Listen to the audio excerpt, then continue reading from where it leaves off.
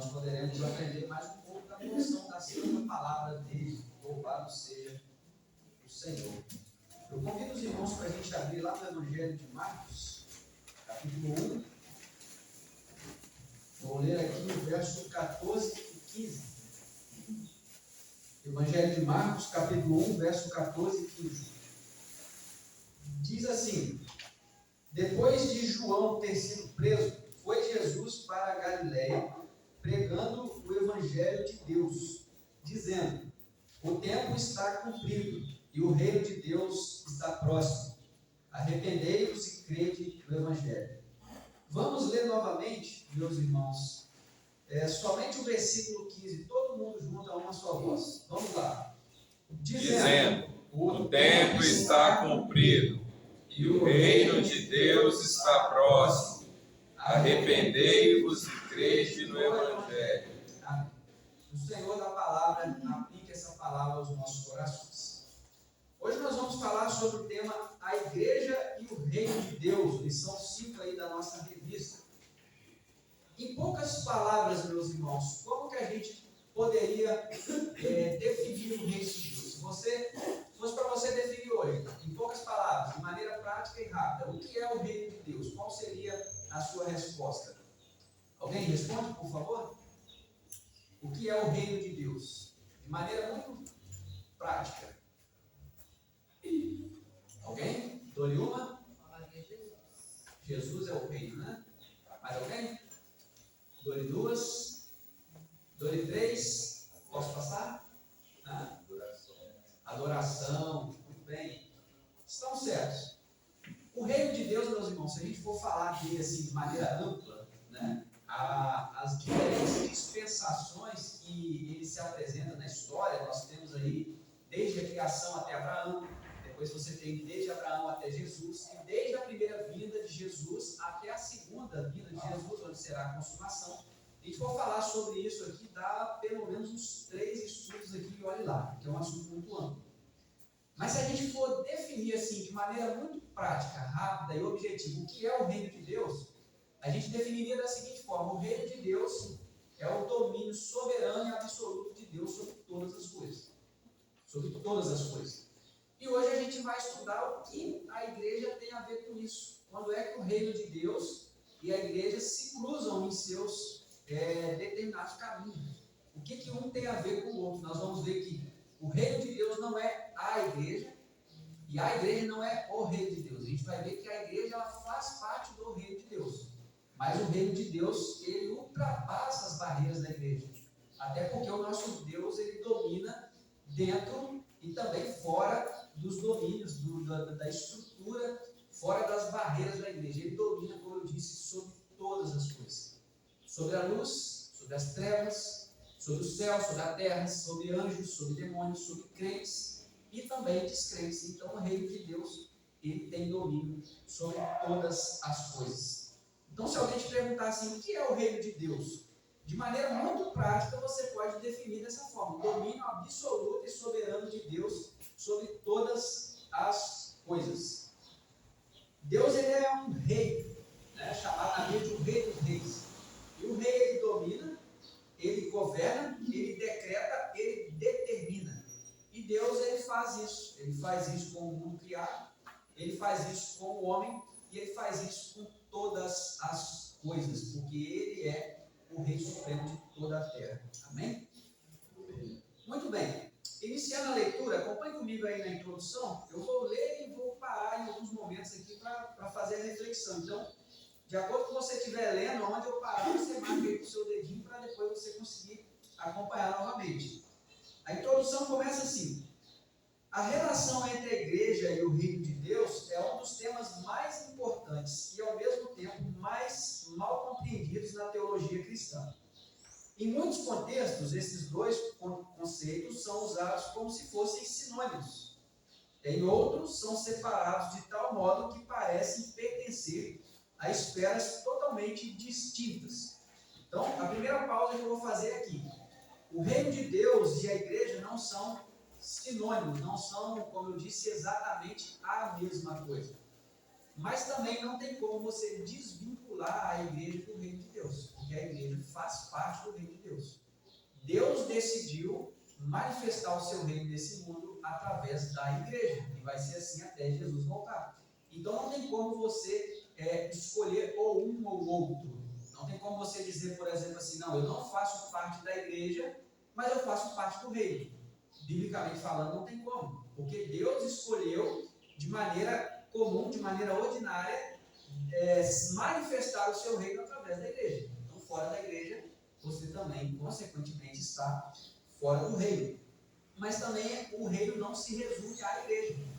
Isso seria, entre outras palavras, apequenar o reino, que aí é como se você estivesse dizendo que Deus não domina fora dos limites da igreja, o que não é verdade, ele domina. Ele domina sobre reis, ele domina sobre presidentes, ele domina sobre príncipes, sobre rainhas, sobre governos, principados, potestades, ele domina sobre todas as coisas. Mesmo que esses tais, muitas das vezes, e na maioria das vezes, quase em sua totalidade, não reconhecem o domínio soberano de Deus. Mas Deus reina sobre eles ainda assim. Mesmo que a terra esteja, por exemplo, amaldiçoada como a consequência do pecado, ainda assim Deus domina sobre a terra. Então veja, ultrapassa as barreiras da igreja, certo?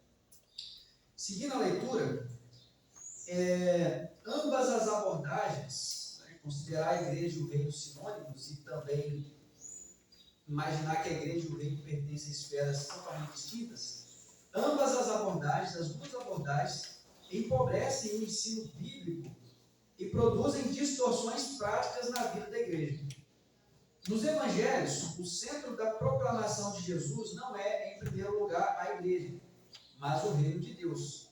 Ainda que a igreja ocupa lugar indispensável na economia desse reino, pois é nela que o senhorio de Cristo é confessado, celebrado e obedecido de maneira visível. Então vamos lá, meus irmãos. O que o autor está querendo dizer aqui, citando a importância de não desvincular a igreja do reino, é que Deus reina sobre todas as coisas, certo? Estão de acordo comigo? Ok. Mas quem é que reconhece, quem é que considera, quem é que se submete, quem é que tem o conhecimento de que Deus reina e se submete a esse reinado? Quem faz isso na terra hoje? Nós, a igreja. O mundo lá fora não reconhece esse domínio. Os reis da terra, os presidentes, os que detêm o poder econômico, aquisitivo, em quase sua totalidade eles reconhecem esse domínio, esse reino de Deus? Eles submetem suas vidas a Deus? Não. Então, se você desvincula a igreja do reino de Deus, vai ter esse problema muito grande. Porque Deus, em sua infinita soberania, escolheu exatamente a igreja para reconhecer, para confessar e para representar esse reino aqui na terra. Mas eles não conhecem nem domínio nem criação. justamente. Nem domínio nem criação.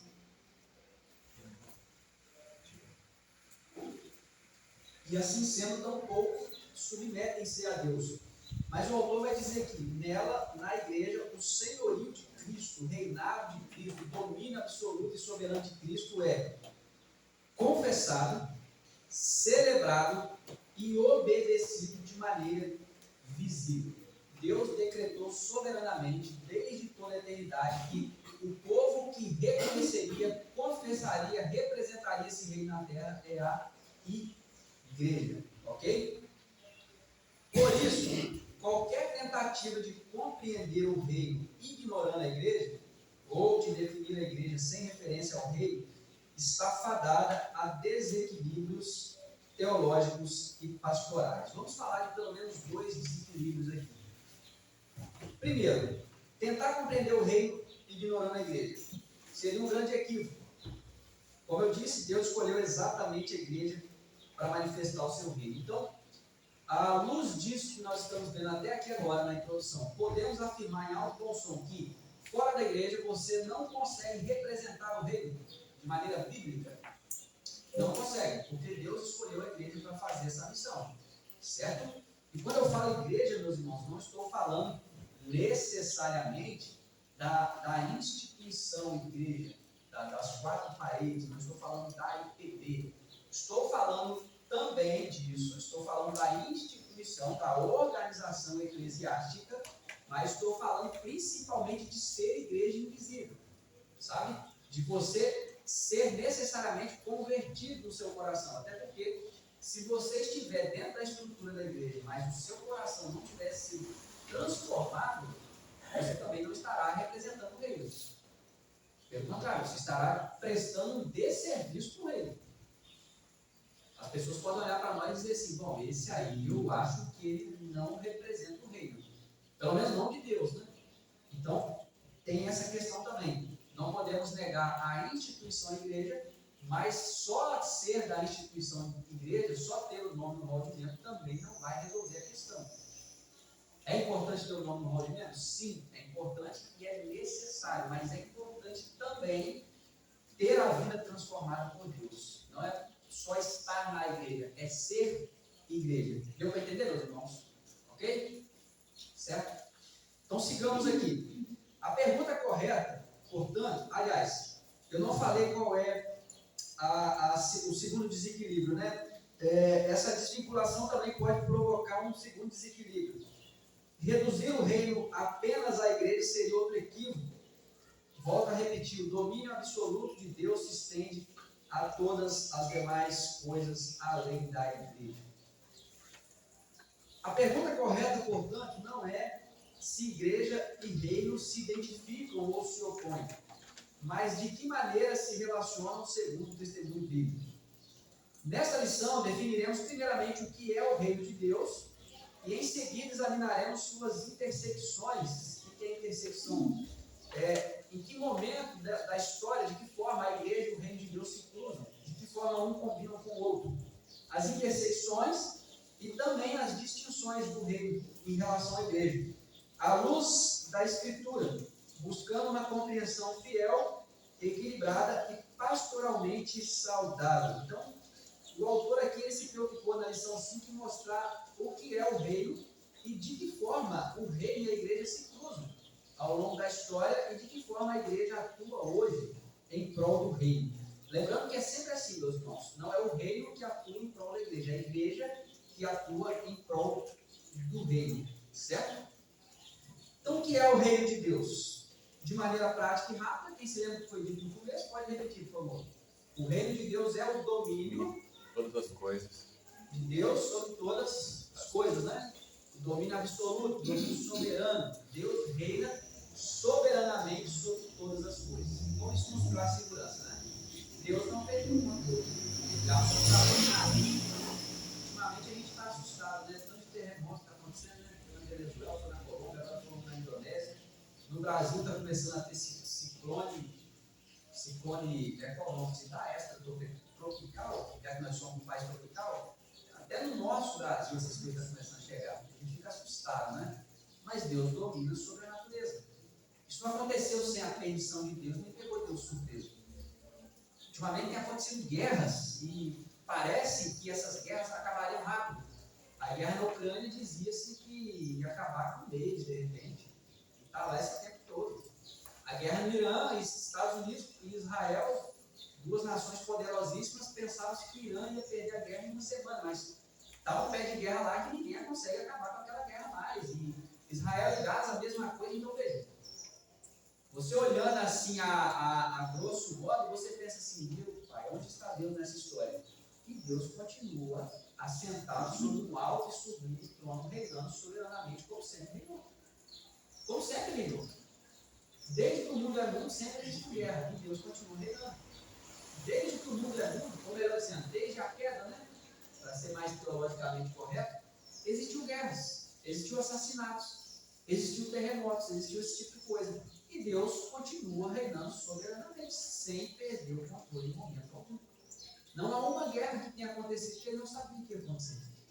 Não há nenhum terremoto que tenha acontecido que ele não sabia o que ia acontecer. A igreja, principalmente brasileira, hoje está cada vez mais perdendo a identidade bíblica. E onde Deus está? Ele continua mantendo o controle sobre todas as coisas, absolutamente. Ele não perdeu o controle. E isso é muito confortador. Agora, pode falar. A gente que somos cristãos, tudo que está acontecendo, nós estamos por dentro de tudo, porque dá a palavra de Deus. E a palavra dele não volta atrás. Então está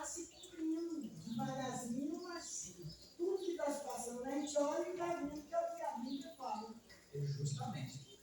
Então, assim, a gente fica. A palavra correta seria um pouco assustado, né? Porque nós somos seres humanos, mas a gente não é pego de surpresa. Não, A mas Bíblia eu diz. esse trabalho. Exatamente, a Bíblia diz que vai acontecer, né? Então, o autor começa aqui: o que é o reino de Deus? O reino de Deus, conforme revelado nas Escrituras, refere-se primariamente ao governo soberano e redentor de Deus, exercido por meio do seu Filho, o Senhor Jesus Cristo.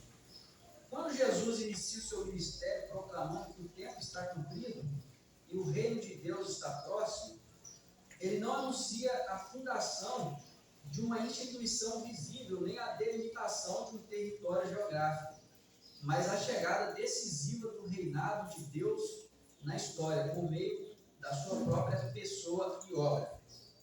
Biblicamente, o reino de Deus deve ser compreendido dentro da tensão entre o já e o ainda não.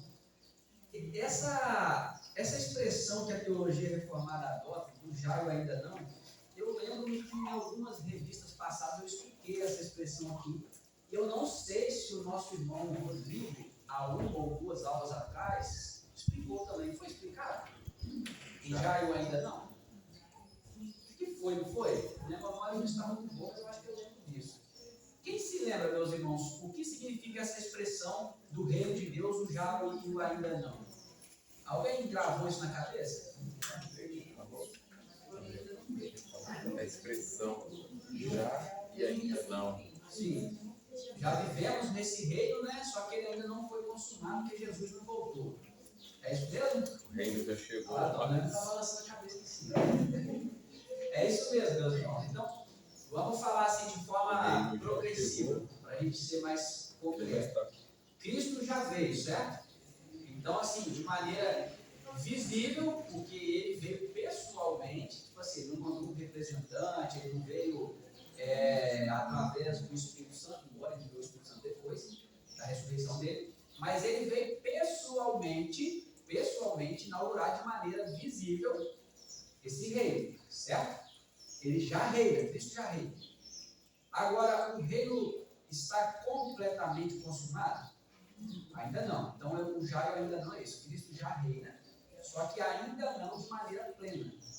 A Bíblia não diz que ele reina até que todos os inimigos sejam colocados por estrada dos seus pés. Quem quer ser colocado por estrada dos seus pés? Quando Jesus voltar, os inimigos que ainda hoje existem, o pecado, as consequências dele, as doenças, as enfermidades, a morte e Satanás com os seus agentes diabólicos, todos eles serão definitivamente vencidos.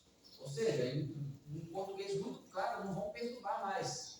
Podemos dizer logo assim: estarão para sempre definitivamente vencidos. Hoje eles já estão derrotados? Podemos dizer que sim, eles estão com os dias contados. O que é deles, como a gente diz aqui no ditado brasileiro, né? O que é deles está guardado. Eles estão sim com os dias contados. Mas eles ainda têm poder de agir momentaneamente durante o tempo até Jesus voltar. Claro que eles vão agir nos limites da permissão divina, obviamente, mas eles ainda agem. Só que quando Jesus voltar, essa ação deles não vai mais existir. Eles estarão definitivamente vencidos. Então, isso é o já e o ainda não. Louve a Deus porque o seu Senhor e Messias já reina e ele vai voltar para consumar o seu reino. Glória a Deus por isso. Tudo bem? O juiz já deu a sentença, né? Só falta encarcerar ele na prisão agora. Isso aí. Uma boa observação. E ele continua dizendo assim, ó, ele já foi inaugurado com a encarnação, morte, ressurreição e exaltação de Cristo. Jesus afirma que ao expulsar demônios pelo Espírito de Deus, é chegado a vós o reino de Deus. O apóstolo Paulo declara que os crentes já foram transportados para o reino do Filho do seu amor. Isso aí está lá em Colossenses 1,13. Contudo, esse mesmo reino aguarda sua consumação final, quando todo domínio contrário será destruído e Deus será tudo em todos. E aí, o que será destruído? Todo domínio contrário será destruído. O domínio que Satanás ainda tem, ainda que reduzido depois do nascimento, morte e ressurreição de Cristo, mas ele ainda tem um certo domínio. Esse domínio será destruído. O domínio das enfermidades será destruído. o domínio das trevas, até mesmo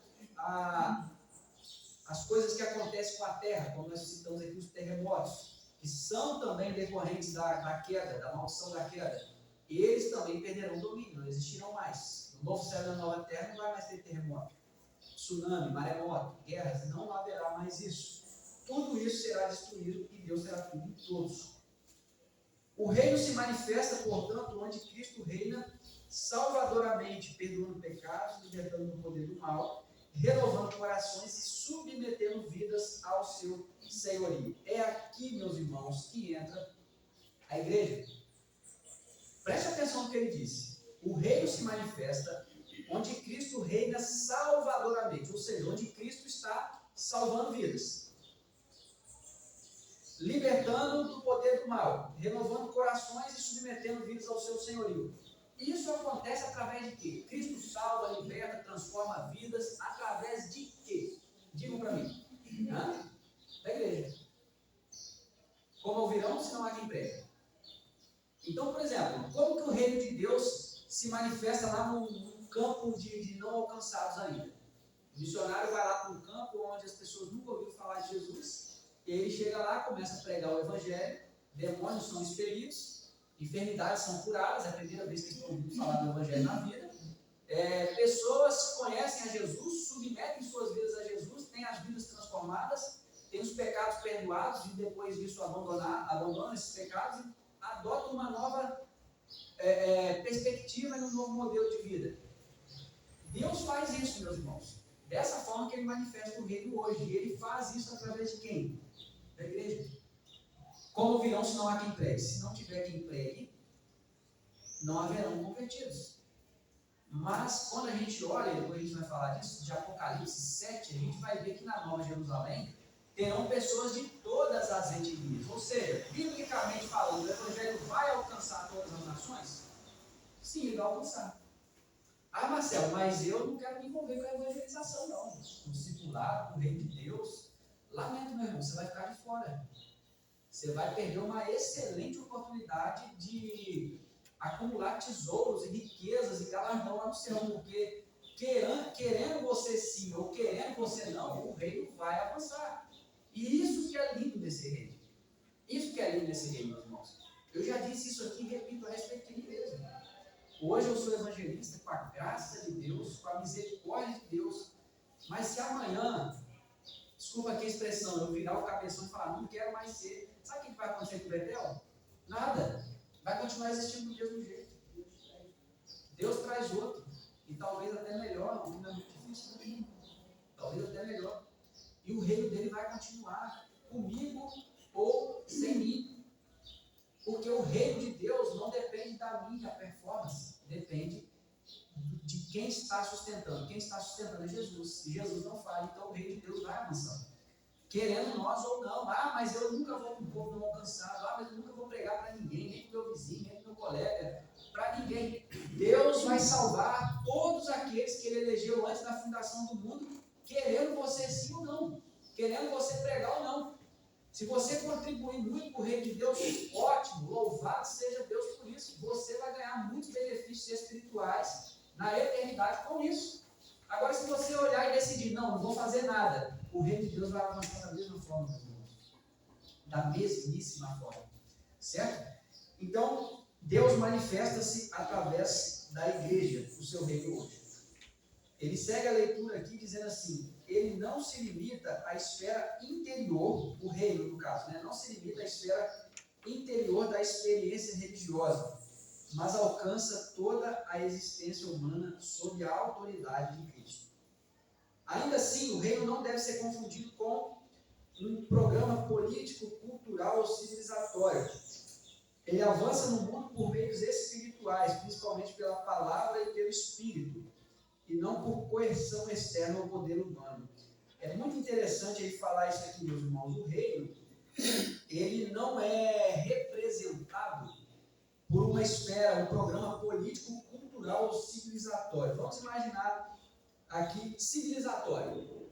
Imagine que, um exemplo, imagine que o Brasil vive uma monarquia. E aí você tem lá um rei que seja cristão. E ele transforma o Brasil numa teocracia. Teocracia é um governo onde Deus é o rei, todos são obrigados a seguir as leis de Deus. Você acha que isso iria representar o reino aqui na Terra? Essa coerção humana? Ou você obedece às leis de Deus, ou vai ter pena de morte. Não funcionaria. Para o reino de Deus, não. Nós sonhamos com um presidente crente no Brasil, né? Verdadeiramente o homem de Deus. Eu creio, pela história que eu conheço do Brasil, de 1500 até hoje, nunca chegamos nem perto disso. Mas ainda que tivéssemos, como igreja, ele estaria sim representando o reino. Eu creio que nós teríamos benefício. Mas o reino ele não é representado por uma instituição política, por uma instituição civilizatória, por coerções humanas. Ele é representado através da igreja. E por causa de quê? Por causa da proclamação do evangelho. Certo? Então, veja, não é um partido político, uma civilização, um país, uma teocracia que representaria o reino de Deus. Quem representa o reino de Deus é a igreja. Amém? Amém. Todos concordam? Amém. Ele segue dizendo, ele avança no mundo por meios espirituais, olha só, espirituais, principalmente pela palavra, né, pela pregação, pela proclamação do evangelho do reino e pelo Espírito. O Espírito, depois que Cristo nasceu, morreu, ressuscitou e voltou para o céu e foi glorificado, o Espírito tem papel fundamental, porque ele acompanha a pregação do evangelho. Você prega e quem é que convence o indivíduo de que ele é um pecador e precisa de um Salvador? O Espírito. Então é dessa forma que o reino se manifesta, através da conversão, através da salvação de vidas. E Deus faz isso através da igreja. Finalizando essa leitura dessa primeira parte, ele vai dizer assim, como bem destacou Gerard Voss, o reino de Deus é a realização progressiva do domínio redentor de Deus na história. Essa definição nos ajuda a compreender que o reino é uma realidade dinâmica, maior que a igreja, mas inseparavelmente relacionada a ela. Bom, esse abençoado aqui, Gerard Voss, ele usou uma expressão muito feliz aqui, que é a realização progressiva do domínio redentor de Deus na história. Deus, ele sempre reinou. Antes da fundação do mundo, ele já reinava. Quando ele criou o mundo, ele continuou reinando. De Abraão até Cristo, ele reinava. De Cristo, da primeira vinda até a segunda, ele reina. E depois que Cristo voltar pela segunda vez, de maneira plena, ele continuará reinando. Mas os irmãos concordam comigo que há, de fato, aqui uma realização progressiva? Deus, ele sempre reinou, mas sob diferentes dispensações da história, certo? Concordam comigo? Então vamos pensar aqui. Eu separei aqui um pequeno esboço a respeito disso, e aí, com muita atenção e dedicação, a gente vai conseguir chegar lá. Hoje nós vivemos entre o já e o ainda não, certo? Mas e antes do já? Antes de Jesus voltar? Deus já reinava nessa época, não já? Ele mantinha o controle sobre todas as coisas. Mas de que forma? Ele reinava. E o que mudou de lá para cá? Como será, então, de agora em diante? São essas perguntas que nós vamos responder agora.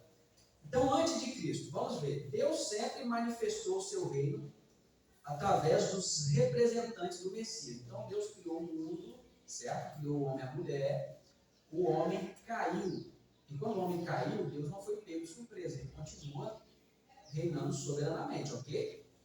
E aí Deus, ele manifesta o seu reino, então, lá nos primórdios, através dos representantes do Messias. Adão, Sete, Noé. E aí depois de Noé, lá em Gênesis 12, nós vamos ver que Deus escolhe um homem para fazer desse homem uma nação da qual seria o seu povo. Que homem era esse? Abraão. Abraão, né? Então Deus escolheu Abraão. Eu vou pedir para projetar aí para a gente, já está bom para conhecer. Por gentileza, coloca lá Gênesis 12, 1 a 3, por favor. Coloca lá para a gente, Gênesis 12, 1 a 3. Tá? Vê se consegue colocar. Se não conseguir, não tem problema não, a gente abre. Gênesis 12, 1 a 3. Caso alguém achar aí, pode ler. Ora, disse o Senhor a Abraão: sai da tua terra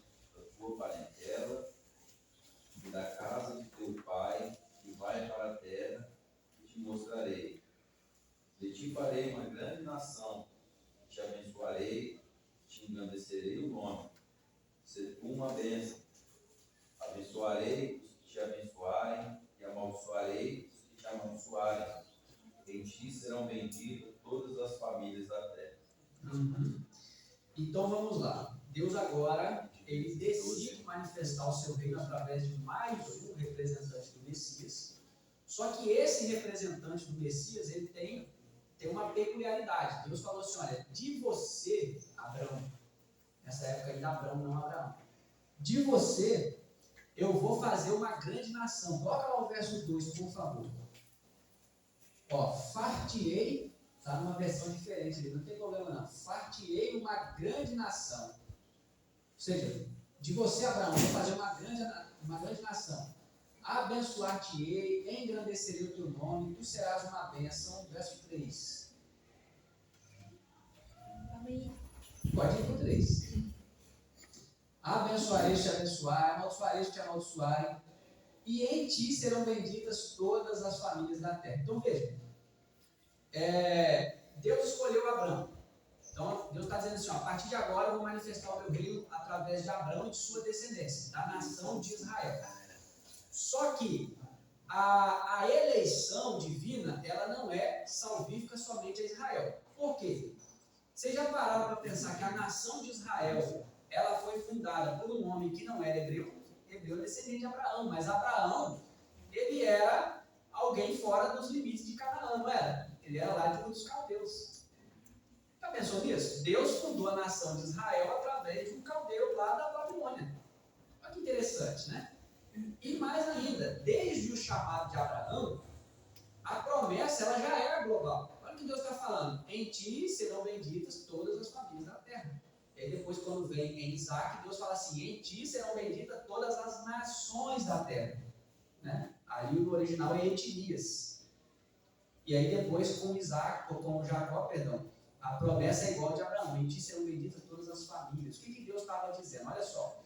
Eu vou tomar você, vou fazer de você uma grande nação, o meu reino será representado através da nação de Israel, mas da nação de Israel vai vir o Messias, ele veio de Abraão, ele é descendente de Abraão, ele é descendente de Israel, da nação de Israel, e aí quando o Messias vier, sim, aí o Evangelho vai alcançar todas as etnias, certo? Então, é isso que Deus está dizendo aqui. Então Deus fez de Abraão uma grande nação, Deus se revelou a essa grande nação, Deus deu uma lei a essa nação, certo? Quando os israelitas saem do Egito e peregrinam 40 anos no deserto, Deus dá a lei a essa nação. Essa nação agora tem uma legislação. E aí depois, posteriormente, com a morte de Moisés e Josué assumindo, Deus dá a essa nação a terra de Canaã, certo? Agora essa nação tem uma terra geográfica, um espaço para eles morarem e viverem, tem uma lei, tem a sua lei cerimonial, a sua lei social, a sua lei dietética, o que pode comer, o que não pode, e tem também a lei cerimonial. É uma nação que tem um governo, tem uma terra e tem uma lei religiosa para ela. Ou seja, essa era a nação de Israel. Israel somente conhecia o Senhor e aguardava a vinda do Messias. Deus manifestava seu reino através da nação de Israel. E as demais nações, nesse tempo aqui, conheciam a Deus? Só Israel conhecia, né? O Evangelho restrito a Israel, né? Eles ouviam falar com Deus de Israel. Ouviu falar, mas conhecer assim no sentido salvífico, né? Ainda não. Nessa altura do campeonato, ainda não. Ainda não. E como elas viviam? Vamos olhar lá em Efésios 2, tem vários textos que vai mostrar isso, mas a gente vai olhar só dois aqui. Efésios 2, versículo 11 a 13. Projeta lá, por favor. Olha só. Portanto, lembrai-vos de que outrora vós, gentios na carne, chamados incircuncisão por aqueles que se intitulam circuncisos na carne, por mãos humanas, naquele tempo, está falando dos gentios, né? Estáveis sem Cristo, separados da comunidade de Israel e estranhos às alianças da promessa, não tendo esperança sem Deus no mundo.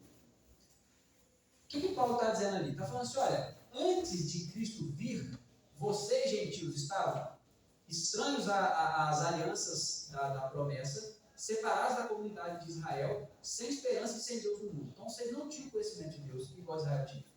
Israel era a nação de Deus, as outras não conheciam o Senhor. E foi assim até Jesus vir. Ok? Coloca lá o verso 13 para a gente encerrar essa parte, por favor. Aí, olha só, depois que Cristo veio, mudou-se a figura. Mas agora, em Cristo Jesus, vós que antes estáveis longe, fosse aproximados pelo sangue de Cristo. Então, Paulo está dizendo assim, olha, antes de Jesus vir, os gentios não conheciam a Deus, eles estavam alheios, estavam afastados, sem Deus, sem esperança no mundo. Mas agora que Cristo veio, eles foram o quê? Aproximados pelo sangue de Cristo. Ou seja, a salvação, o conhecimento de Deus chegou até eles. Salmo 147, versículos 19 e 20. Por favor. 19? 19 e 20. Olha o que ele diz ali, ó. Antes de Jesus vir, como funcionava? Mostra a sua palavra a Jacó, ou seja, a nação de Israel, as suas leis e os seus preceitos a Israel. Não fez assim a nenhuma outra nação. Todas ignoram os seus preceitos. Aleluia. Então, era uma exclusividade através de Israel. Então, Israel estava sob o domínio do Senhor. E as demais nações estavam cegadas, aprisionadas e mantidas cativas por Satanás. Certo? Deu para entender? Tá pegando a lógica até aqui, irmãos? Estão conseguindo acompanhar? Ficou alguma dúvida? Ainda não, né? Então vamos seguir aqui.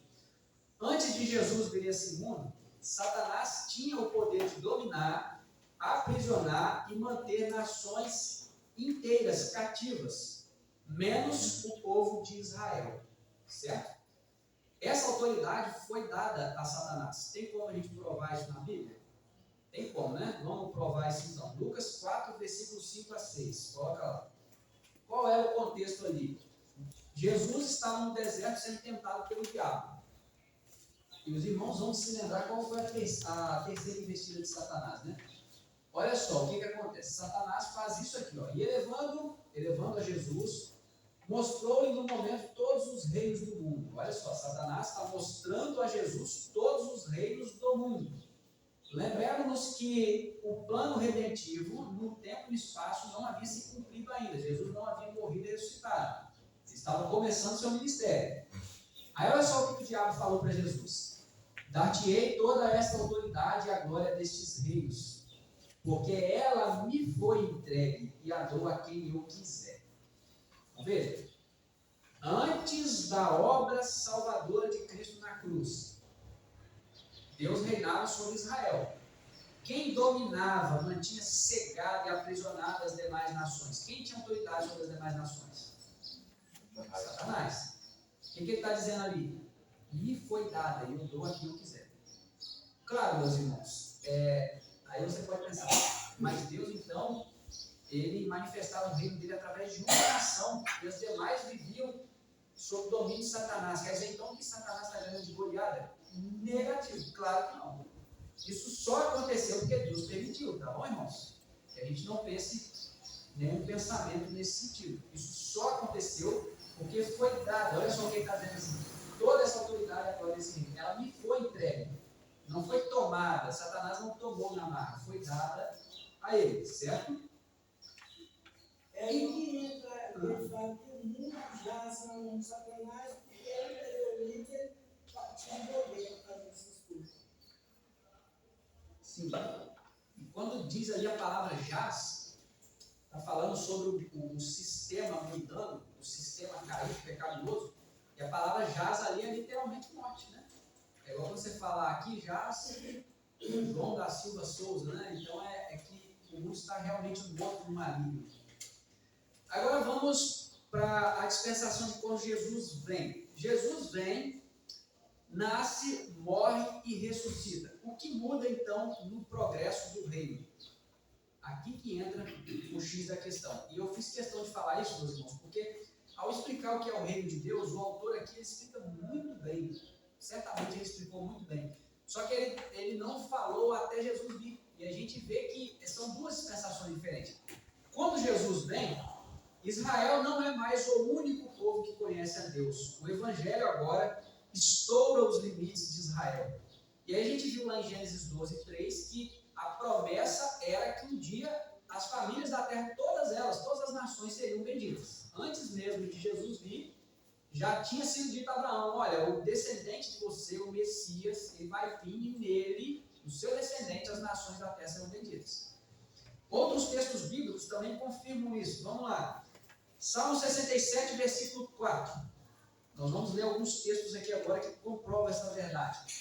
Qual verdade? Que depois da volta de Jesus, a salvação, o reino estoura os limites de Israel. Olha só o salmista, antes mesmo de Jesus vir, ele já escrevia, olha, alegrem-se e exultem as gentes, ou seja, os gentios, pois julgas os povos com equidade, guia na terra as nações. Veja, não era só Israel. Vamos olhar Isaías 49, versículo 6. Vamos lá, Isaías 49, versículo 6. Sim, diz ele, pouco é os seres meu servo para restaurares as tribos de Jacó e tornares a trazer os remanescentes de Israel.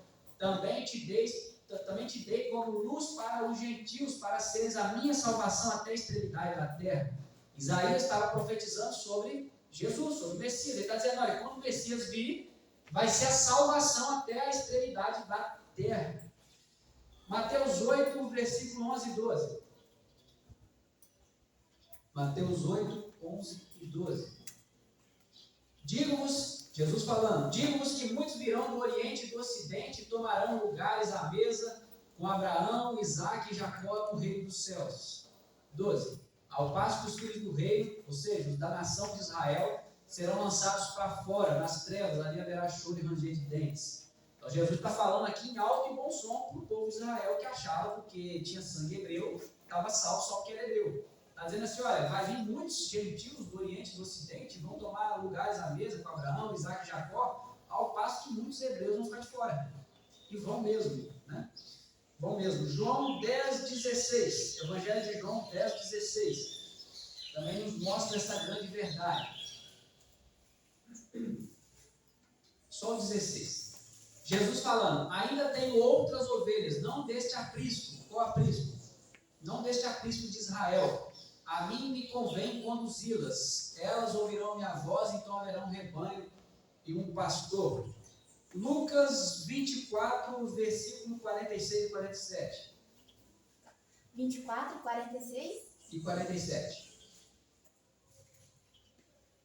E lhes disse, assim está escrito, que o Cristo haveria de padecer e ressuscitar dentre os mortos no terceiro dia, e que em seu nome se pregasse arrependimento para a remissão de pecados a todas as nações, começando de Jerusalém. Então, a gente vai vendo, eu vou ler mais alguns versículos aqui, mas a gente vai vendo que o objetivo da vida do Messias, entre tantos outros, era literalmente isso, que o Evangelho avançasse para as demais nações, não ficasse só em Israel.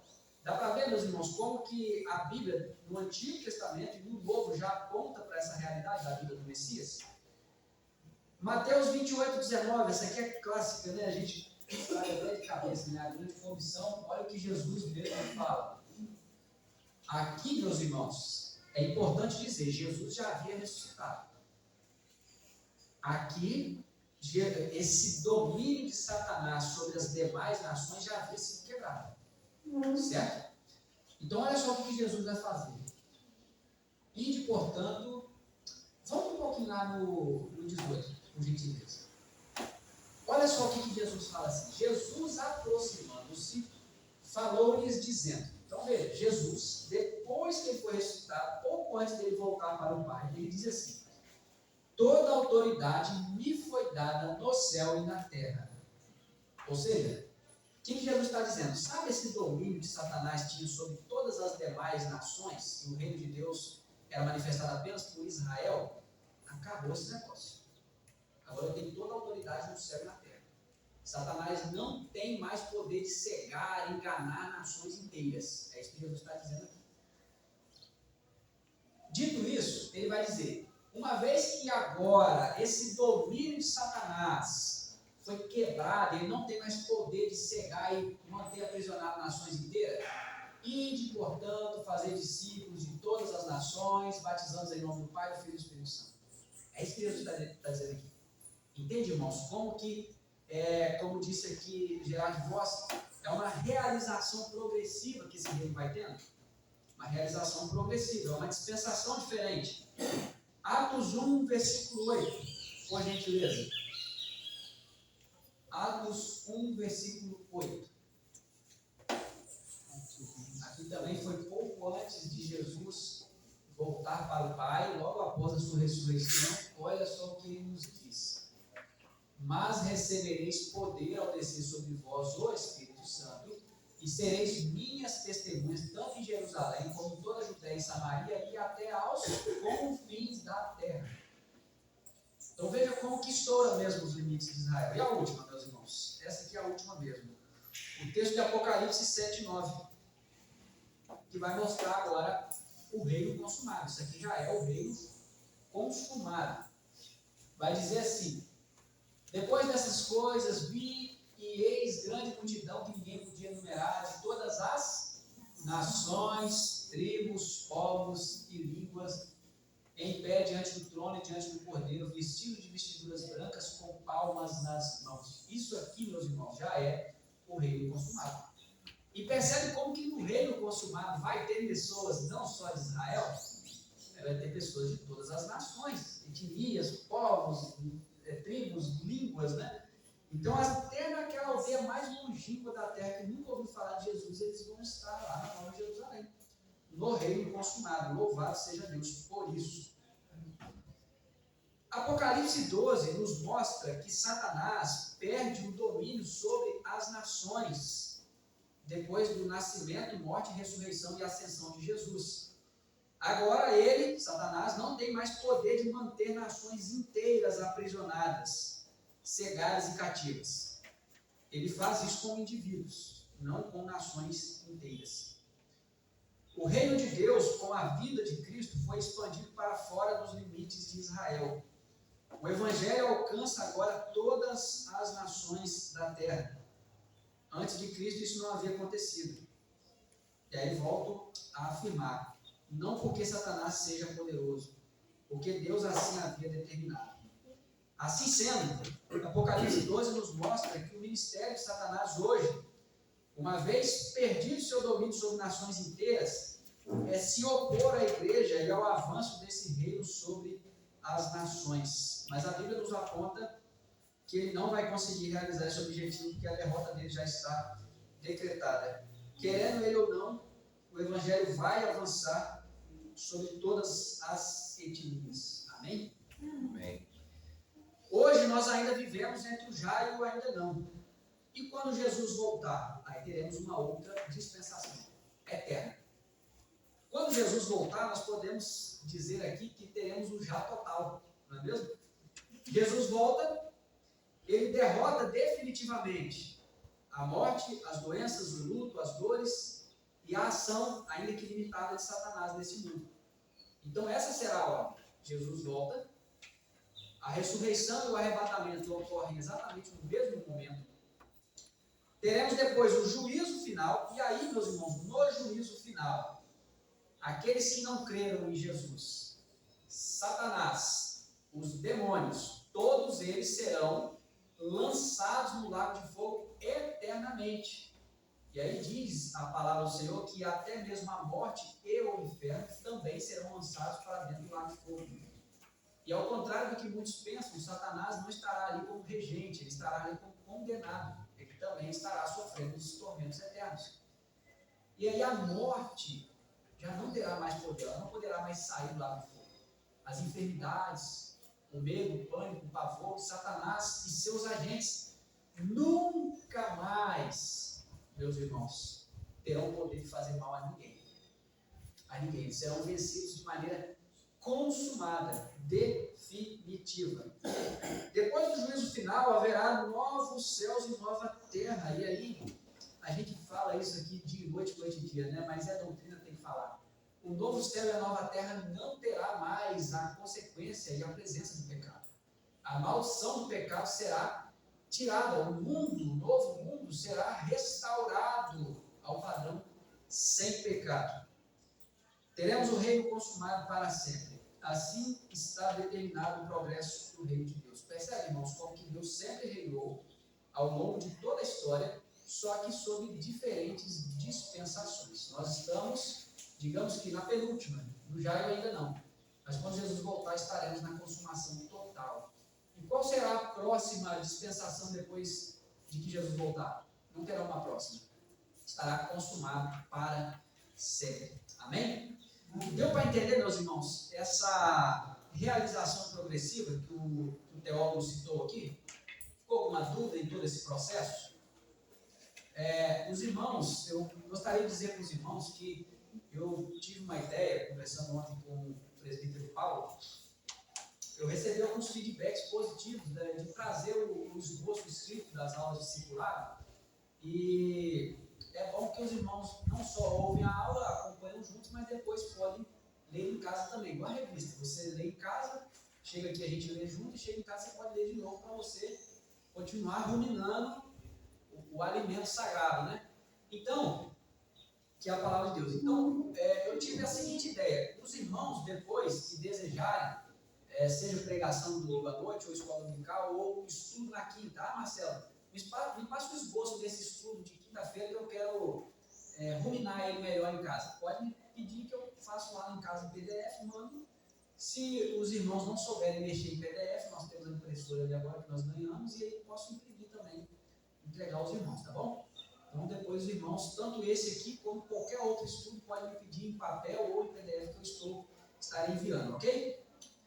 Muito bem, ficou claro então, meus irmãos, o que é o reino e como ele se manifesta? Ok, então vamos seguir, né? A igreja não é idêntica ao reino de Deus. Ela não é exatamente a mesma coisa. Ela faz parte do reino, mas ela não é o reino. A teologia reformada rejeita a identificação absoluta da igreja com o reino de Deus. Não por diminuir a importância da igreja, mas por desejar ser fiel ao ensino das Escrituras. O reino de Deus é mais amplo do que a igreja. Ele diz respeito ao governo soberano de Cristo sobre todas as coisas, inclusive sobre aqueles que ainda não se submetem voluntariamente ao seu senhorio. Então é o que a gente estava dizendo no começo. Ele ultrapassa os limites da igreja, o reino de Deus. E Deus, ele reina sobre crentes e também sobre descrentes. Ele reina sobre justos e sobre ímpios. E por mais que a gente precisa de fato se apegar a isso, porque se a gente não se apegar a isso, meus irmãos, em dados momentos a gente vai ser tentado a achar que Deus perdeu o controle de tudo. Olha, eu conheço uma senhorita aí na internet, se diz pastora, né? Que tem muitos seguidores, e ela é muito conhecida e revisitada.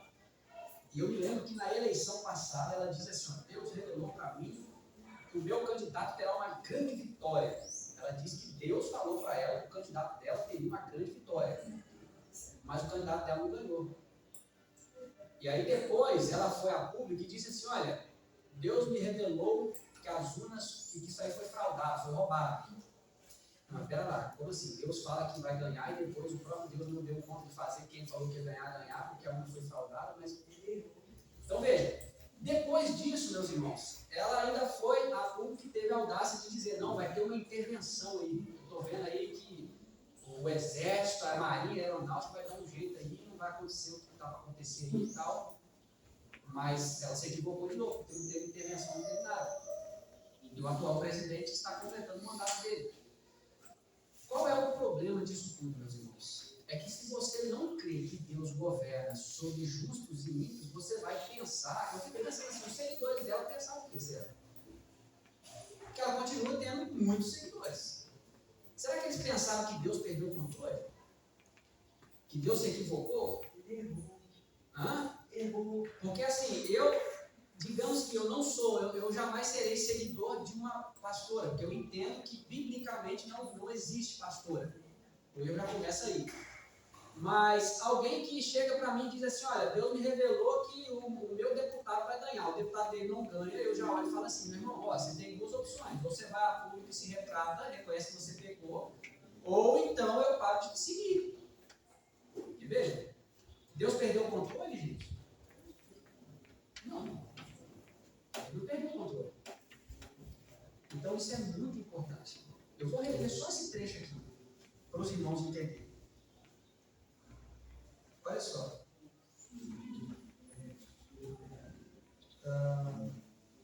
O reino de Deus é mais amplo do que a igreja. Ele diz respeito ao governo soberano de Cristo sobre todas as coisas, inclusive sobre aqueles que ainda não se submetem voluntariamente ao seu senhorio. Ou seja, Deus governa sobre todas as coisas. Sobre todas as coisas. Aí você vê, por exemplo, os políticos de Brasília, eles parecem ser honestos ou não? Eles parecem não ser muito honestos. Né? Os nossos aqui no Brasil são bem terríveis. Mas Deus continua governando sobre eles. Se a gente achar que não, a gente vai estar afirmando que Deus perdeu o controle de tudo. É por isso que pensar no reino de Deus, no Deus que domina sobre todas as coisas, nos traz segurança. Porque aconteça o que acontecer, você vai ter em mente. O meu Deus é soberano. O meu Deus continua reinando. Isso só está acontecendo porque o meu Deus permitiu. O dia que ele não permitir mais, isso acaba. E assim deve ser a nossa mente, meus irmãos. Amém? Seguindo aqui a leitura, a Escritura afirma que toda a autoridade foi dada a Cristo no céu e na terra. Então, fiquem tranquilos, não acontece nada nesse mundo que esteja fora dos decretos de Deus, fora dos limites da permissão do nosso Deus. E que Ele, Cristo, reina até que todos seus inimigos sejam postos debaixo dos seus pés. A igreja, por sua vez, é a comunidade daqueles que já reconhecem esse reinado com fé e obediência, mas não esgota a abrangência do reino.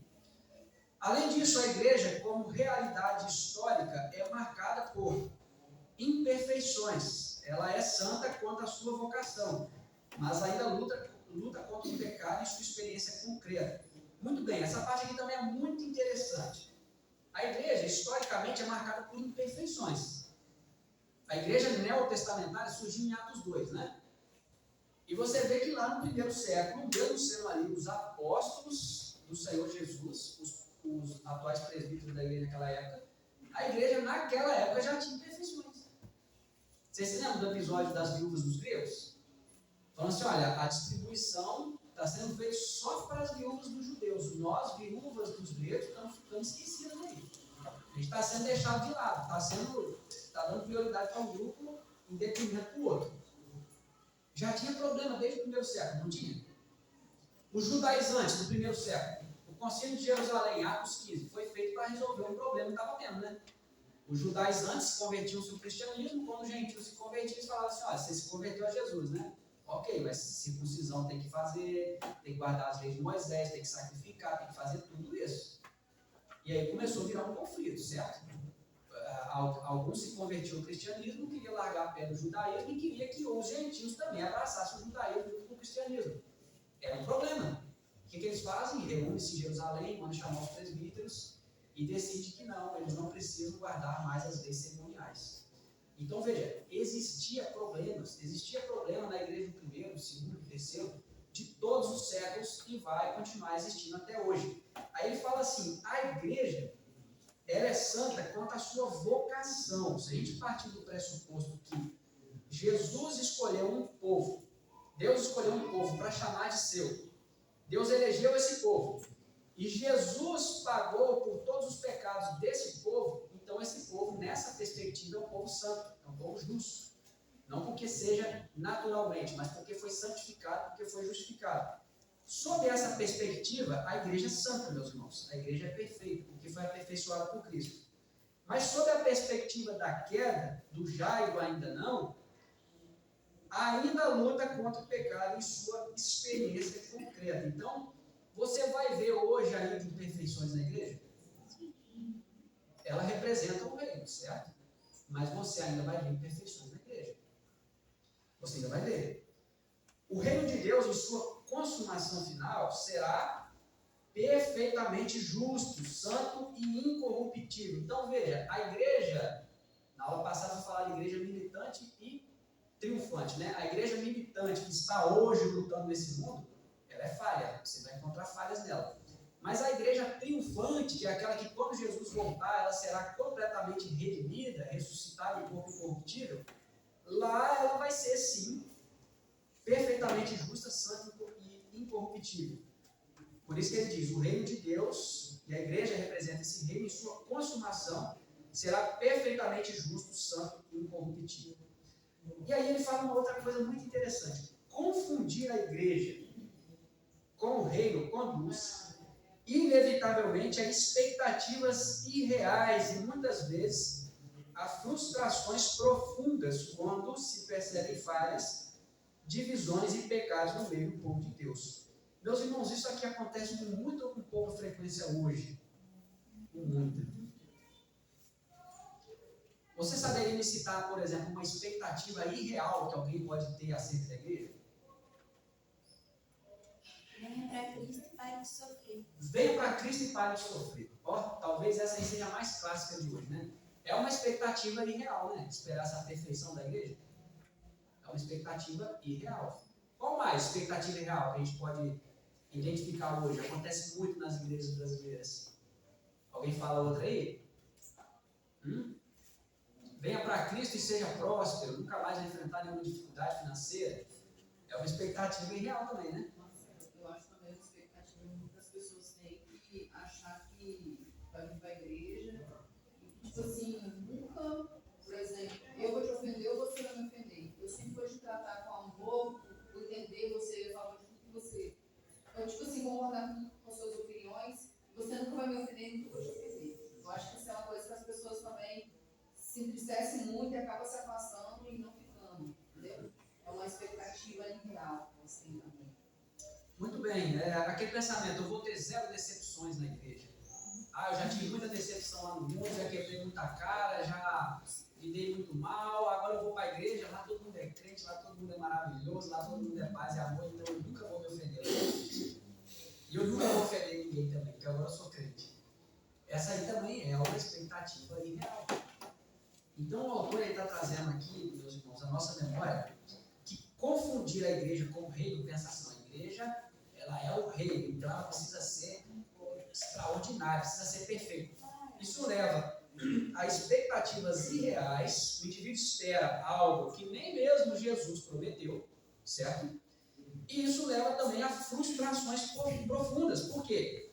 Porque percebem falhas, divisões e pecados no meio do povo de Deus, e talvez o indivíduo pensava que não haveria isso, né? Quantos irmãos vocês já conheceram, quantas pessoas você já conheceu que saiu da igreja por livre e espontânea vontade por causa de uma decepção? Eu saí da igreja porque o fulano pisou no meu pé. E agora eu estou chateado, saí da igreja. E foi embora, não voltou mais, por causa de uma decepção. E é curioso, né? Assim, se a gente for parar para pensar, pensa comigo aqui, meus irmãos. Que Deus queira que eles retornem, né? Mas pensa comigo aqui. Eu estou na igreja. E aí a dona Ernestina pisou no meu pé. Até então eu era um servo de Deus, um homem dedicado, uma pessoa firme na presença de Deus, né? Me congregava, sabe? Fazia as minhas orações, estudava a palavra, pregava o evangelho. Eu era um homem sério na presença de Deus, mas eu tive uma decepção com a irmã Ernestina.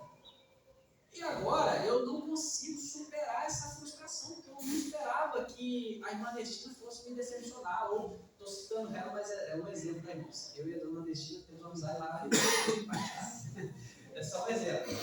E aí... Ainda não. Mas então aí eu falo assim, mas quer saber? Eu até hoje não fui um homem de Deus, mas a irmã Ernestina me decepcionou. E agora eu virei o cabeção, eu saí da igreja, eu fui para o mundo e acabou. Eu não consigo separar uma coisa da outra. Uma coisa é o reino de Deus, uma coisa é a igreja. Uma coisa é Jesus, uma coisa é a minha responsabilidade pessoal, outra coisa é a igreja. E aí, o indivíduo sai da igreja, vai para o mundo e vive lá no pecado e faz as loucuras lá e você olha e fala, gente, essa pessoa era atuante no reino de Deus. Essa pessoa era exemplar, essa pessoa estava ali firme, mas teve uma decepção, saiu, não voltou mais, foi para o mundo e lá ficou mesmo.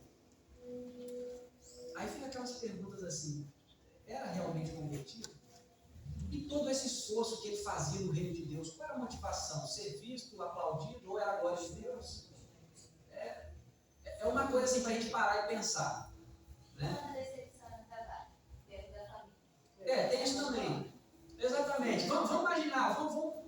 botar essa regra como um todo. Me decepcionei com a igreja. Pronto, saí da igreja, não quero mais saber de igreja. Me decepcionei no meu trabalho. Pronto, saí do meu trabalho, não quero saber de trabalho mais também não. Não quero decepcionar não. Me decepcionei na minha escola, quer saber? Estou saindo da escola também, não quero saber de estudar mais não. Me decepcionei no meu casamento, é brincadeira, tá? Só um exemplo. Me decepcionei no meu casamento, quer saber? Agora eu vou divorciar com ele, não quero mais saber de casar. Vou ficar solteiro. Ah, me decepcionei com meu amigo, ó, acabou a amizade, tá? Então veja, o que vai durar nessa vida se a gente partir desse pressuposto? Mas normalmente a gente vê muito isso acontecer com a igreja, né? É engraçado que nós somos muito tolerantes com as falhas lá do mundo, né? Somos tolerantes com as falhas da escola, do trabalho, do casamento, né? Se for largar depois da primeira tomada, mas a igreja, a gente realmente tem expectativas irreais. A gente vem para a igreja esperando, eu quero ser muito amado, eu quero ser muito abraçado, eu quero ser muito servido, e ai de não ser da forma que eu estou esperando, me chateio e não quero mais saber. Nós somos assim, meus irmãos. Nós temos essa tendência natural, cada um de nós, e a gente precisa lutar contra essa egolatria que nós temos. E eu falo isso começando por mim mesmo. Então é muito importante a gente entender que a igreja ela não é idêntica ao reino. Não confunda a igreja com o reino, certo? Deus reina na igreja, ele manifesta o reino através da igreja, mas a igreja militante ainda é falha, ok? Certo? Formada de pecadores. Formada de pecadores, né? Com certeza. Aí ele continua assim, a distinção entre igreja e reino também protege contra o triunfalismo institucional, na qual a autoridade eclesiástica é absolutizada, e contra o ativismo religioso que tenta instaurar o reino por meios humanos. Isso aqui, meus irmãos, ele cita duas coisas interessantes. Um aqui, nós falamos até sobre, lá na segunda ou terceira aula, não me lembro, nós falamos sobre o problema da Igreja Católica Romana. É o triunfalismo institucional. Eles creem que o reino de Deus é a igreja. Então, lá, até mesmo a tradição escrita da igreja, mesmo que contraria, nós sabemos que contraria a Bíblia, que é a palavra de Deus, eles creem que a tradição da igreja tem o mesmo poder da Bíblia Sagrada. Por quê? Porque eles consideraram que o reino é a igreja. O reino é a igreja. A instituição. Isso é um perigo terrível. E aí ele fala também sobre o ativismo religioso que tenta instaurar o reino por meios humanos. É o que os judeus nos tempos de Jesus esperavam, não é isso? Eles esperavam um Messias, líder militar, forte, poderoso, um líder que unificasse todas as tribos de Israel e que fosse livrar Israel do jugo romano. E aí quando esse povo vê Jesus lá sendo julgado por Pôncio Pilatos, eles olham e falam assim, bom, eu esperava que ele seria o Messias que libertaria o povo do jugo romano, mas agora ele está sendo julgado pelos romanos. Aí o povo olha e fala assim, não, esse Messias eu não quero, crucifica ele. Eu quero um Messias que vai fazer a minha vontade aqui na terra, que vai libertar o meu povo do jugo romano. Isso aí é um ativismo religioso, tentando instaurar o reino por meios humanos. A igreja não é o reino em si, mas pertence ao reino e vive sob o seu domínio. Reconhecer essa diferença é essencial para que a igreja permaneça humilde, penitente. O que é penitente? Penitente aqui, meus irmãos, não tem a ver com penitência que a Igreja Católica Romana acredita não, tá? Aí eu pequei, agora eu tenho que subir o convento de joelho para Deus me perdoar. Penitente é a pessoa tratável, ensinável, é aquela pessoa que você pode corrigir ela, que ela não vai arrancar um pedaço de você, entendeu? Isso aqui é um penitente, ok? Certo? Ok. A igreja precisa permanecer humilde, penitente, né? Uma pessoa arrependível. Não sei nem se existe essa palavra em português, mas se não existe, acabei de criar. Ok? Alguém arrependível. Marcelo, Hã? mas você não perdoa nosso irmão? Será que não fez compromisso com Deus? Bom, se eu não perdoar o meu irmão, a Bíblia diz que Deus não perdoa os meus pecados. Não é? Porque Então se precisa eu perdoar. Porque talvez o meu irmão é uma coisa comigo. Eu não ensino naquela hora. Mas eu vou na Bíblia olhar. Eu estou certo que Deus falou comigo dessa forma. A Bíblia orienta a meu perdoar. pecado do meu irmão, pedir perdão, orar para o meu irmão, saber que nós estamos uma carne se fez outra. Em qualquer lugar que nós estamos, a beber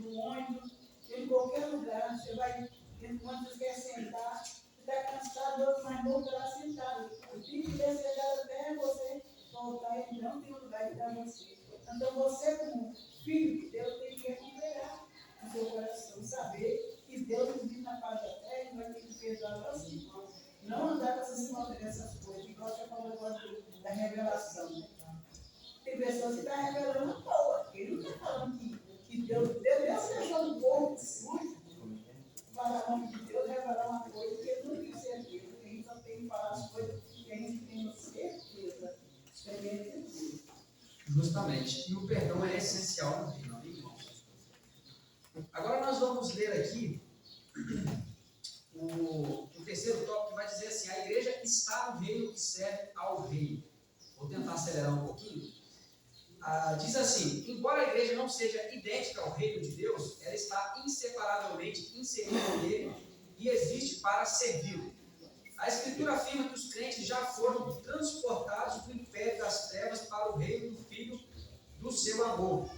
E aí, essa passagem que o nosso pastor sempre fala, né? Por isso que o crente não pode mais hoje colocar a culpa no diabo quando ele peca. Porque uma vez que você foi retirado do império das trevas e colocado, transferido para o reino do Filho do seu amor, você não é mais escravo do diabo. Quando você peca por vontade própria. E é preciso reconhecer isso. Isso significa que todos os verdadeiros membros da igreja pertencem ao reino e vivem sob o senhorio redentor de Cristo. Olha, todos os verdadeiros membros da igreja pertencem ao reino e vivem sob o senhorio redentor de Cristo.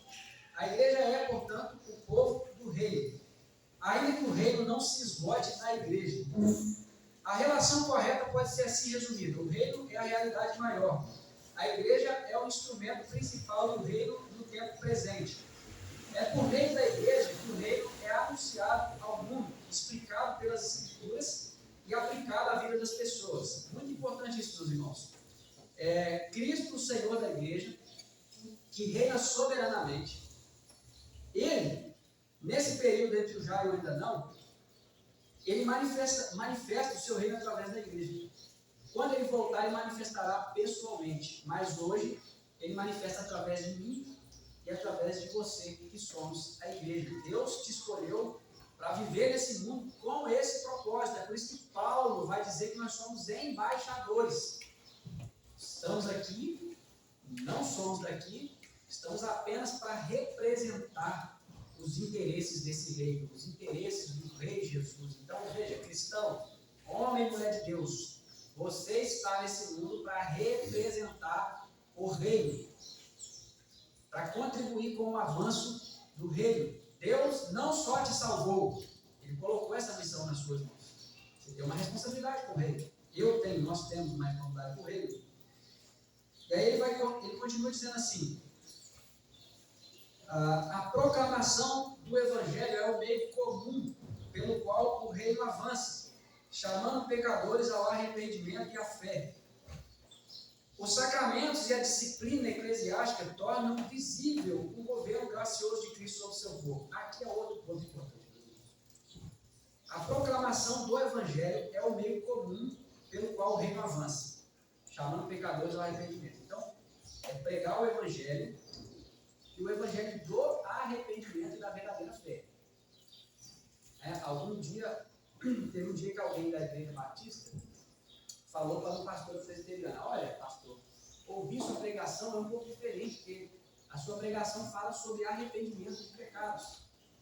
E lá eu prego muito, é um sermão mais evangelístico, mas não tem separação entre uma coisa e outra. O chamado do evangelho é o arrependimento de pecados, né? Não tem um conflito entre os dois. Um está ligado ao outro, certo? E aí, ele vai dizer outra coisa interessante. Os sacramentos, quais são eles? Batismo e ceia.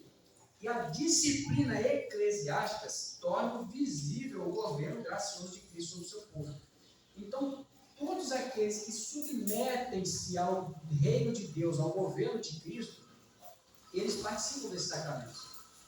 Negligenciar os sacramentos é dizer em alto e bom som: eu não me submeto a esse reino. Percebe como que é algo muito mais sério do que parece? É um privilégio enorme, mas negligenciar também é um privilégio enorme. Ele continua: essa compreensão impede dois erros opostos. De um lado, evita a separação artificial entre igreja e reino, como se a igreja fosse irrelevante para os propósitos do reinado de Deus. De outro, preserva a distinção necessária para a igreja não seja confundida com o próprio reino e sua plenitude. A igreja serve ao reino quando vive sob a palavra, pratica a justiça, exerce misericórdia e testemunha fielmente o senhorio de Cristo. A eclesiologia é o estudo da igreja. O estudo da igreja reformada expressa esse equilíbrio ao afirmar que o reino de Deus não pode ser separado da igreja, mas também não se identifica de forma reducionista a ela. A igreja não constrói o reino por estratégias humanas, nem o antecipa pela força. Ela o serve com fidelidade humilde, confiando que o rei fará prosperar o seu governo no tempo determinado. Louvado seja Deus. Isso aqui, para mim, meus irmãos, é um bálsamo no meu coração. Porque quando a gente olha a igreja, hoje, a gente se esquece. Nós temos mais de 80 membros aqui na igreja. Quando eu chego aqui na terça-feira e tem 7 pessoas na reunião de oração, eu confesso para vocês, eu fico muito triste. Quando eu chego aqui na quinta-feira e nós temos mais de 80 membros aqui na igreja, eu vejo 15 pessoas no estudo bíblico, eu particularmente fico triste. Fico triste. Mas aí, olha só, que notícia boa. A igreja não constrói o reino por estratégias humanas. De repente, alguns pensaram que tem que pensar uma estratégia para animar o povo, para despertar o povo. Vamos colocar uma novidade nova aqui, para ver se o negócio fica mais bombástico. Mas não tem novidade nova. É oração, é a exposição das escrituras, é o chamado ao arrependimento, é os sacramentos, é a disciplina eclesiástica. É isso que a Bíblia diz de uma igreja. Eu não posso colocar uma coisa nova para atrair o povo. Se o evangelho não atrai e não mantém atraído, estratégias humanas vai dar uma forcinha, uma ajudinha para o reino? Não. Volto a repetir, não. Estratégias humanas, a igreja não constrói reino por estratégias humanas, nem o antecipa pela força. Ela o serve com fidelidade humilde, confiando que o rei fará prosperar o seu governo no tempo determinado. Então, veja, eu acredito no avivamento, nós acreditamos, nós oramos por isso todos os dias, está lá no nosso grupo de intercessão. Desde que ele foi criado, nós colocamos isso. Avivamento, conversões de almas. Avivamento, conversões de almas. E louvado seja Deus, nós temos visto algumas conversões de almas. Que continue assim. E o avivamento vai chegar um dia? Não sei. Eu creio que se Deus quiser, ele pode mandar. Se ele não quiser mandar, ele continua reinando e soberano do mesmo jeito. Mas enquanto eu existir, eu vou clamar Deus por um avivamento. Eu ainda sonho ver os 80 membros daqui da igreja numa terça-feira participando da reunião de oração. Não sei se Deus vai me dar esse privilégio, mas eu ainda sonho em ver. Eu ainda sonho em ver o povo sedento em aprender a palavra de Deus. Claro, alguns realmente não podem vir, alguns trabalham, alguns estão enfermos, obviamente, né? Claro. Mas muitos podem vir. E não vêm porque não querem. E aí eu não faço a seguinte pergunta: bom, será que estão. É o desânimo? A pergunta que a gente faz é: será que eles realmente nasceram de novo, igual Jesus falou ali para Nicodemos? Por que eu faltaria um culto podendo perfeitamente vir ao culto? Faltar o culto não é o problema maior, meus irmãos. Veja bem, não é isso. Você não vai ser salvo por vir à igreja. Certo? Se eu falasse isso, isso seria uma religiosidade. O problema é o que está dentro do coração, lá na origem. Essa é a questão. A questão não é o ato em si, a questão é o que está dentro do coração. Foi o coração realmente regenerado por Cristo ou não? Essas são as perguntas a serem feitas. Quarto e último, a consumação do reino. A última dispensação que nós falamos aqui, né? Por fim, a Escritura ensina que o reino de Deus, embora já inaugurado na vinda de Cristo, aguarda ainda a sua plena consumação escatológica. Escatológica é de escatologia, significa o estudo do fim das coisas, né? O tratado das últimas coisas. Então esse reino está aguardando ainda a plena consumação final. Nesse sentido, a igreja militante pertence ao tempo do já e ainda não. Ela vive sob o reinado de Cristo, mas em um mundo ainda marcado pelo pecado, pela oposição ao evangelho, pela presença do sofrimento. A igreja é chamada a servir fielmente nessas condições, proclamando as boas novas de salvação. O apóstolo Paulo afirma que chegará o dia em que Cristo entregará o reino a Deus Pai quando houver destruído todo principado, bem como toda potestade e poder. Essa afirmação indica que o reino de Deus ultrapassa a forma atual da igreja militante. A igreja, como hoje a conhecemos em sua pregação, sacramentos e disciplina, pertence à economia histórica da redenção e cumpre um papel essencial até a volta de Cristo. Contudo, ela não é o estágio final da obra de Deus. Na consumação, a distinção entre igreja militante e triunfante desaparecerá. Graças a Deus, seremos uma só. Uma só. O povo de Deus será plenamente glorificado, libertado do pecado e perfeitamente conforme a imagem de Cristo. Glória a Deus de novo. A missão da igreja militante cessará por ter cumprido seu papel na história. Aquilo que hoje é proclamado pela fé será então plenamente visto. E o que hoje é vivido sob luta será desfrutado em descanso eterno. Volto a falar, meus irmãos, o que eu disse na quinta-feira. Aqui nessa vida, por mais crente que você seja, você não vai ter a vida perfeita aqui, não. Não espere isso, que isso aí seria uma expectativa irreal. Agora, esperar uma vida perfeita lá na eternidade, depois que Jesus voltar, eu te garanto, biblicamente, pode esperar que isso você vai ter. Mas lá no céu. O céu não é aqui na terra. Não é. O céu é lá no céu. Essa perspectiva escatológica preserva a igreja do ativismo impaciente que tenta antecipar a plenitude do reino com meios humanos, políticos ou culturais. Todavia, a protege do desânimo que perde a esperança diante das limitações e sofrimentos da igreja do presente. E aqui, meus irmãos, o autor da revista ele foi até mesmo econômico na crítica que ele fez aqui, que ele disse que protege a igreja do desânimo que perde a esperança diante das limitações e sofrimentos. Mas a grande questão é que uma boa parte da igreja brasileira está desanimada, mesmo sem ter sofrimento e perseguição. Não precisa nem ter perseguição para as pessoas estarem desanimadas. Elas estão desanimadas não porque estão, elas já são desanimadas, via de regra. E aí ele completa dizendo, a esperança cristã não repousa na eficácia da igreja em si mesma, mas na fidelidade do rei que governa a história. Amém. Concluindo, irmãos, a igreja e o reino de Deus estão profundamente relacionados, mas não são idênticos. O reino é o governo soberano e redentor de Deus em Cristo. A igreja é o povo que vive sob esse governo e segue aos seus propósitos no mundo. Quando essa distinção é mantida, a igreja é preservada tanto do triunfalismo quanto do irrelevante conformismo. Compreender corretamente essa relação nos chama a uma vida de fidelidade humilde. A igreja existe para anunciar o reino, viver como sinal dele e aguardar sua consumação. Assim, ela permanece fiel ao seu Senhor, servindo ao reino que já chegou e certamente virá em glória. A aplicação. Você tem confundido a igreja com o reino ou os tem separado indevidamente? Sua esperança repousa nas estruturas visíveis da igreja ou no reinado soberano de Cristo? À luz dessa lição, renove sua confiança no Rei, sirva fielmente na igreja e viva como cidadão do reino que já foi inaugurado e que será plenamente revelado. Meus irmãos, eu não sei se, porventura, você já parou para pensar na igreja e no reino sob essa perspectiva. Ou se você tinha o conhecimento pleno dessas dispensações que foram faladas aqui, de como que Deus foi progressivamente mudando as dispensações quanto ao seu reino, a manifestação do seu reino aqui nessa terra.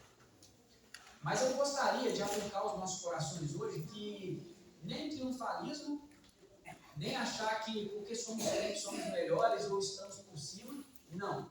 Mas também nem aquele desânimo pessimista de achar assim, as coisas não estão dando certo, desanimei. Não.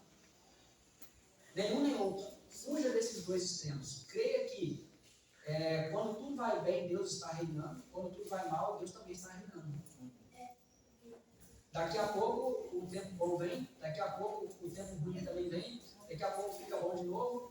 A Bíblia é assim, ela diz isso. O choro dura uma noite, a alegria vem pela manhã, não é? Então, nada é como viver um dia após o outro dia. Agora o fato é, seja nos dias bons ou seja nos dias ruins, acredite, o seu seu Senhor reina soberanamente sobre todas as coisas. Amém? Amém. Louvado seja Deus. Tem mais alguma dúvida, alguma colocação? Nenhuma?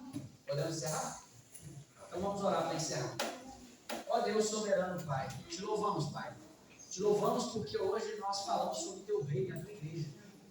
Ó Pai, te louvamos porque o Senhor reina soberanamente sobre todas as coisas, inclusive, Pai, sobre aqueles que não temem ao Senhor, inclusive sobre aqueles que andam contrariamente à palavra do Senhor, inclusive sobre aqueles que blasfemam e nem creem, ó Pai, que o Senhor existe. O Senhor reina sobre a igreja, o Senhor manifesta-se ao mundo através da igreja e nós fazemos parte disso. Ó Pai, te pedimos que o Senhor nos livre, Pai, do triunfalismo, e te pedimos também, Pai, que o Senhor nos livre do pessimismo, Pai. Que nós possamos, ó Pai, através deste estudo, dessa palavra que foi aplicada aos nossos corações, crer que o Senhor Deus continua reinando soberanamente, absolutamente, sobre todas as coisas, ó Pai. É a oração que nós fazemos em nome do Senhor Jesus. Amém. Amém, irmãos.